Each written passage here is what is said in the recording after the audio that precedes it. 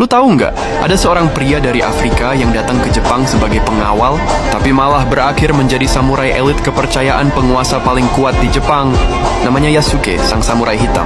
Yasuke diperkirakan lahir sekitar tahun 1550-an di Afrika Timur, kemungkinan wilayah Mozambik, Ethiopia atau Sudan Selatan.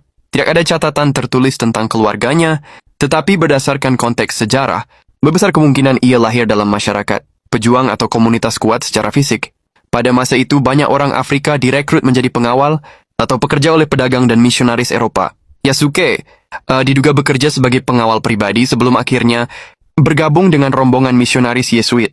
Sekitar akhir 1570-an, Yasuke ikut Alessandro Valignano, dia seorang pejabat tinggi Yesuit, dalam perjalanan diplomatik dan keagamaan ke Asia Timur. Rombongan ini melewati India, Asia Tenggara, lalu tiba di Jepang sekitar tahun 1579.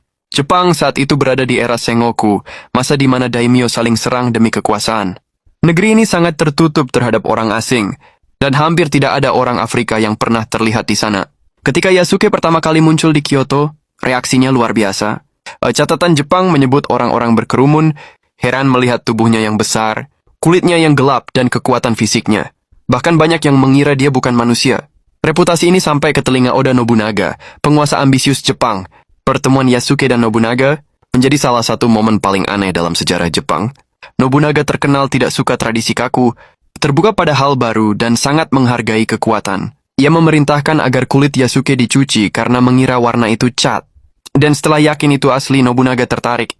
Ia melihat sebagai manusia kuat, cerdas, dan berguna. Yasuke bisa berbicara beberapa bahasa dan cepat belajar bahasa Jepang.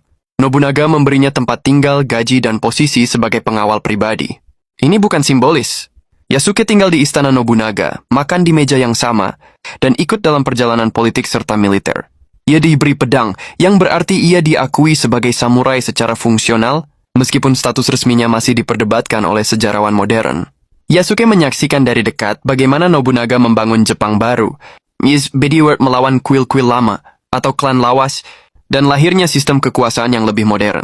Ia bukan hanya pengawal diam, ia adalah bagian dari lingkungan inti Nobunaga. Beberapa catatan menyebutkan Yasuke ikut dalam kampanye, meskipun perannya kemungkinan sebagai penjaga elit, bukan komandan.